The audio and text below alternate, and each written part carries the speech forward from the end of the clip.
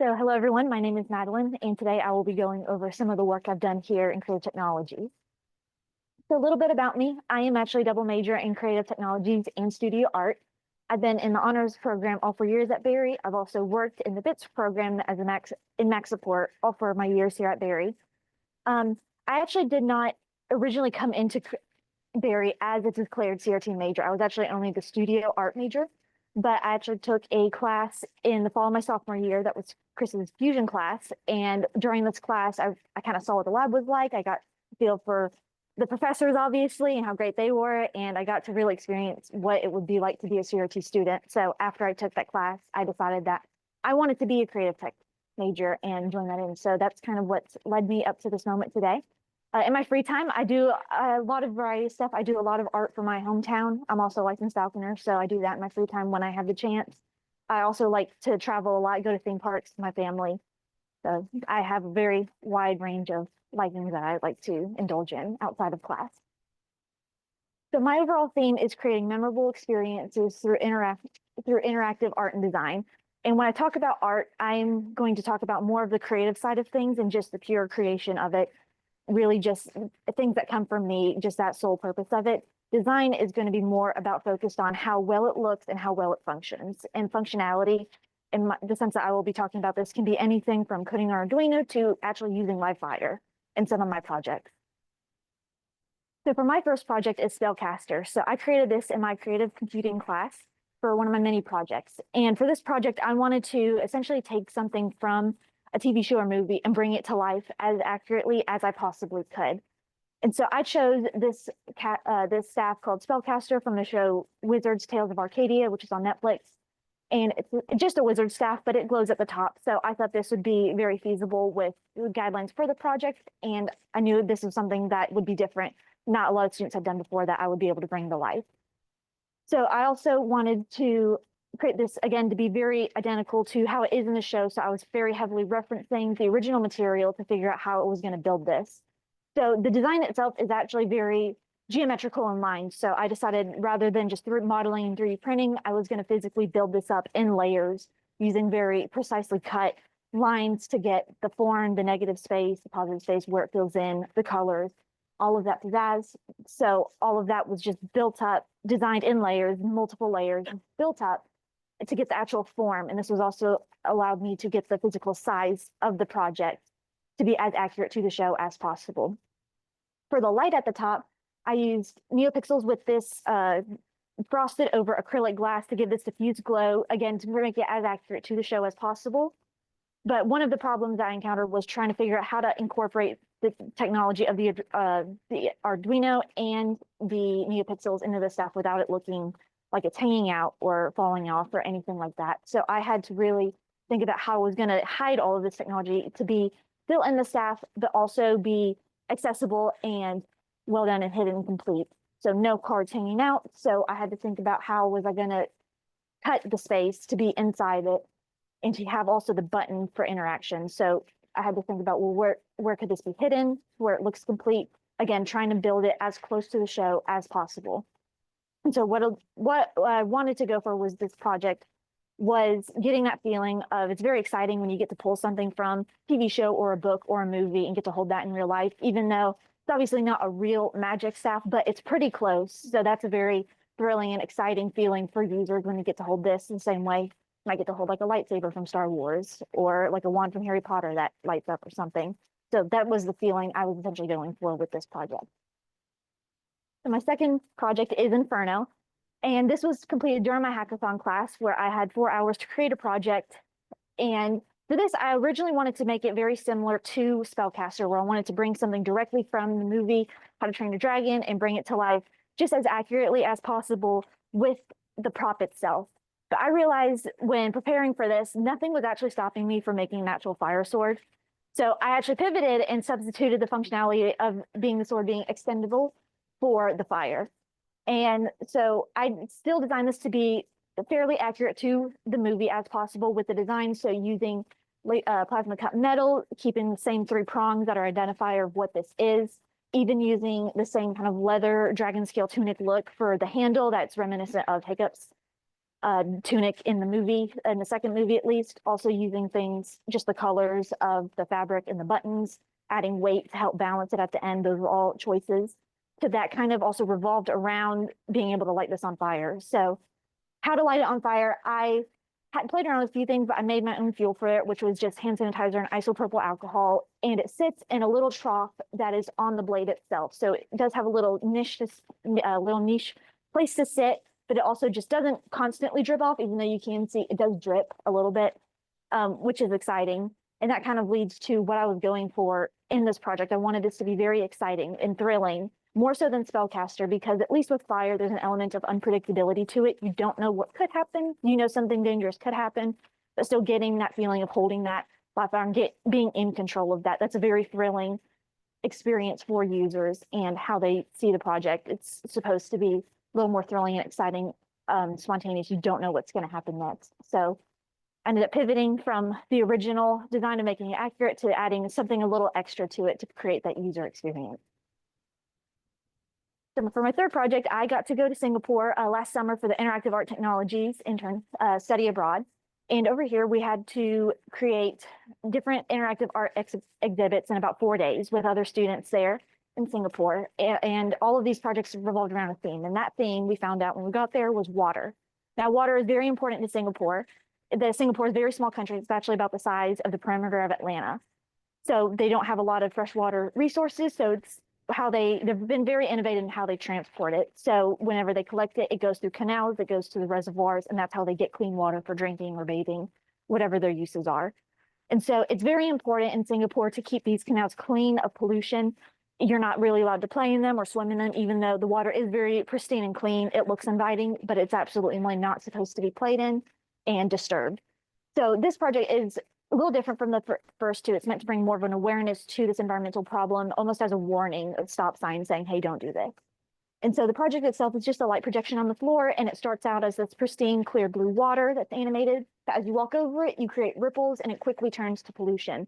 So when a user walks over it, they kind of get this feeling like, oh, maybe I should not be walking over this. I shouldn't be playing in the canal. So it kind of incentivizes them to get out of the canals. But that creates the experience of knowing why it's important to keep out of the canals and keep water clean in Singapore, why it's very important over in Singapore to keep that water very clean for those users. So this is a little bit of a more experience focused around advocacy for the environment, but it still creates some memorable experiment for users. And moving on to my senior capstone. So my senior capstone is named Incrementum, and it's actually right over there if you haven't seen it yet. I'm sure everyone in this room has. And this is an interactive art installation for reflecting on creativity and innovation. And so when I talk about the design goals for this project, I want to talk about something called an aesthetic moment. And an aesthetic moment is a term coined for what happens when you experience something, and this can be experienced through any sense of sight, sound, taste, audible, touch, anything like that that appeals to you, and it's unique for everybody. But when that appeals to you, it creates new neuron pathways in your brain and actually increases productivity and creativity at the same time. So it's a very beneficial thing. We experience it every day, whether we know it or not. It's different for everybody, but a lot of my designs and choices for this project revolved around the idea of creating aesthetic moments for users. And I focused on creating those aesthetic moments through multiple different ways for different users, just to try to appeal to as many people as possible through this. So the overall scope of this was I knew I wanted to design and create a new study space in Hackberry for students. So I could have designed a lot of spaces. I could have designed 100 spaces. I could have created multiple spaces. I could have slapped some wood together, called it a couple of chairs and said done, but I wanted to really focus in on creating something new and interactive for students, something that would be enjoyed by many users in the lab. I also wanted to focus this around an interactive art installation. After my time in Singapore, I realized that that was something I really wanted to do. I really enjoyed the interactive art aspect of it. I wanted this to be large scale. I wanted to really challenge myself to see how big and bold I could go with this. So, but the space and the installation do exist with each other. They kind of go together. They're meant to go together. They communicate with each other. So that was part of the whole scope of just creating the space itself. I also wanted to develop personal, this was a more personal goal, but develop very thorough and complete visual and audible aesthetics through art and design. So there are many different things as an artist that I like and want to create, but I also wanted to find something that I would enjoy throughout the entire semester to create, but also make sure whatever I chose was thorough and complete until the very end. So for my first design goal, I wanted to create a new quiet space in Hackberry. And quiet space is used very lightly. There are many study spaces just around college campuses in general, but also in Berry that are not what many people would consider quiet. If you take the library, for example, there's very harsh lights. It's very fluorescent lights. It can be noisy. There can be people, it could be smelling weird or just hard back and desk. It's not very comfortable or aesthetically pleasing to create aesthetic moments. And so this project was meant to deteriorate away from the typical study spaces to create those aesthetic moments that I talked about. And so the primary ways that this was created was through light, sound, and the comfort of the chairs. So the light, it's not very hard fluorescent light. It's meant to exist in a darker space. So the light really illuminates the space completely, but using different toned lights and colored lights to help bring out just the entire aesthetics of the space itself. So not using fluorescent lights. I also decided to use comfortable chairs, the bungee chairs. So they're very fun and comfortable. A lot of people enjoy them, but again, not a hard bag, not a hard desk. It's very inviting. You don't want to get up from immediately. You can stay comfortable in it for a while. And so that adds to the idea of creating aesthetic moments because someone might really enjoy the chairs or match the chairs with the light. And then finally, this also utilizes a soundscape.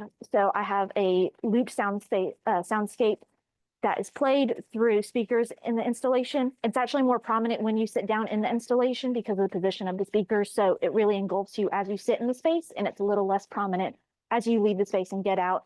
And it doesn't really engulf other spaces around it. So having you sit down in with this sound that drones out, because complete quiet is not really beneficial for studying and very noisy isn't. So it's this nice match that you have this background noise that you can work with, but it's not very distracting. It doesn't drone on. And that, again, is supposed to be inviting to users to help create aesthetic moments. And aesthetic moments could happen in user's brain. It could be any of these, any individual one of these. It could be a mix of these. It also could be none of these. It could be something else entirely, which leads me to my second design goal, which was for this to be very simple and easy to interact with. So as an artist, sometimes it's hard to find a good marriage between what I find visually pleasing and then what others would find easily accessible and functional. So that was a challenge for me to create this interface that would be accessible to a variety of users, for a variety of demographics of users, but also be still visually complete with the aesthetics of the project itself. So for this, I decided to have just a simple interface on a touch screen. And this interface displays 11 different dynamic states. So a rest state, a wake state, and then 9 different dynamic states that users can choose from on the tree. It always has a sense of knowing where you are with the power button. So no matter what state a user is on, if they feel lost or they want to get back to a starting place, they can always hit the power and essentially start over. So they're never lost on the states. And out of the 11 states, 10 of them still have the same grid. So all of that is familiar, but the states change with color and the light, depending on what state the user selects. So it's a very clear indication of that is the current state. The colors on the screen would also match the colors on the tree. So whether it's the tree or the state or the screens, the user will always know what state they're on. Either or both can be an indication of that. And each state also has its own name and little blurb about it. So that's another kind of visual, readable indication of what's changed or what state you're on. And so going off of kind of the name and specific states, I've actually gotten some feedback of aesthetic moments that have been created and some users in the lab already. So this is Constellation. This is one of really the only state that people have seemed to really audibly tell me that they enjoy. And so without knowing it, this state, something about this state has created aesthetic moments for many users. So this could be something just as simple as the interface itself. Some people might have enjoyed this. It also could be the light pattern. This is a more unique light pattern compared to many of the others in the interface. So something about these 5 colors or this gradient could have appealed to users in many different ways. It also could have been the actual name and the blurb of it. So someone could have read this. And this is also something that's beneficial for those who are even like colorblind. You know, they could read this and relate to this and create an aesthetic moment just by reading it in this tone of voice that I've written or the name of the project. And they've related to that and come back and said, hey, I really like this. And we don't know why that is, but something in this state has created that moment. It's also possible that even the 10 seconds of the ambient music had played during that's something that they really resonated with and connected to during when they pressed the Constellation state. And they mistake that for, I really like the Constellation state, but maybe they really liked the sound ambience, but we don't know. But something about that has created that aesthetic moments for users for them to come back and say, hey, I really like this. And so for my third design goal, I wanted this to be very unique and original to my own style. So I've done many projects before, but I wanted this to be something that was new and innovative for me, especially finding one style and sticking with it through a whole semester, because sometimes it's hard to find one thing and stick with it. You kind of get bored with it. I did not want that to happen. So I really worked to develop what I wanted this tree to visually look like and visually act as. So originally, I just started off with the concept of I knew I wanted a tree where I had these different lights or bulbs that would be illuminating, and that's what I originally pitched in the fall. But then as I started to develop and do some research on other art installations and get some inspiration, I've refined it to an Art Nouveau-esque style blossoming like vase tree. But when I got to this point, it didn't feel really complete to me, and I didn't know exactly how I was going to really build this. We talked about the 80% we do know how to make and 20% we don't. This was not an 80-20 for me. But I was able to refine it down to a final steampunk and Art Nouveau style, this kind of mix between, because I felt like this would have a lot of opportunity for me to adapt to my own style and develop many different aspects of the tree that would be cohesive, but also something that I would enjoy throughout the semester. So once I had this Art Nouveau and steampunk style pinned down, I began to think about exactly how everything would function and how it would look. So this started with really getting the base shape of the tree, what materials I would do that with, how I would do the flowers and where the lights would go, the neopixels, and then how that would be covered, how that would look, where the wires would go, because I wanted this to look complete like Spellcaster did, where it's hidden and it's not very visible. So how was I going to work that down? And then also thinking about things like the chairs and the kiosks. So how does the kiosk look when it's not, it's supposed to be a tool for the installation itself, but doesn't steal the show. So how do I find that nice balance for it? So one of the main focuses of these designs were my gear flowers. And so there are 6 in total, and each represent a concept of my time that I've spent here at Creative Technologies. They are transients, which is the idea that time is short. There's only limited time that we get to spend here. It's also the memento mori of the piece. And if you studied art, you know what memento mori is, kind of that reminder of death. Creativity, which is just the creation of new things from each of us. Direction, which is the compass at the bottom. And I'm a firm believer of moving forward, but also moving forward in the right direction. Unity, which is the idea that we are all inspired from each other in the lab. It's not a one-man show here, but we all get to see what each other does and get inspired from that. Potential, which is knowing what you could do based on what you have done. So kind of the idea of the unknown, but what could come in a positive way. And then innovation. So making something new that is either beneficial or helpful to the world, or just something for a purpose. And so each of these were designed specifically around a certain symbol, but then I also had to develop these also with that mix between Art Nouveau and steampunk style. So I primarily used gear. So for innovation, for example, the light bulb is what's represented in the middle, but it's not just a light bulb. It's a gear around a light bulb, and there's gear for the little lights that come out of like a light bulb symbol, and there's gears in the flowers, and I'm using Art Nouveau panels and whiplash shapes to get these smooth curved lines, but still be very geometric. I also had to think about positive and negative space, because I need to think about how the light is going to bleed through each of the gears and how that's going to reflect and bounce off the colors of the physical installation itself. So in total, everything works with each other in the space. Everything has a purpose, but everything is still unique. So even the covers for each of the neopixel strips have their own symbol on it, reminiscent of whatever gear it's actually on. When I did a fundraiser to help raise money for the tree, because this was an expensive project, so I had to think about exactly how these plaques would look and match in theme with the tree. I wanted to do an artist plaque, so how would that look? What typeface would I use? What the spacing, the overall material for that, the shape of it. So all of that was thought through. I had to think through everything in order to complete this design goal to make it very complete and full. And so the impact that this has had, Hackberry now has a new interactive space for students, though it is temporary. We're looking at other places for it, but I do hope students can enjoy it while it's here, especially during finals. I also learned to create an interactive art installation. So this was something I got to work on for the whole semester that I really enjoyed, especially again after the Singapore experience. But being an interactive art installation, I also get to combine both of my majors of art and creative tech for this really big, massive project that I've thoroughly enjoyed. I've got to combine all my skills and get to really develop something full and complete. And then for my future, I'm taking a short break after graduation. I currently don't have a job or internship lined up yet, but I will be job hunting for just creative or art or technology related jobs. I'm going to be updating my resume. I'm working on a portfolio website, just kind of getting myself cleaned up for going after whatever jobs I want. I'm also looking to make connections with people because that's something I'm not super great at, but I want to be able to kind of worm my way into whatever I want after graduation. So I'm working on trying to make those connections with people just to show them my work, who I am as a person, and this is why I want to work in this creative or interactive field of technology. Thank you.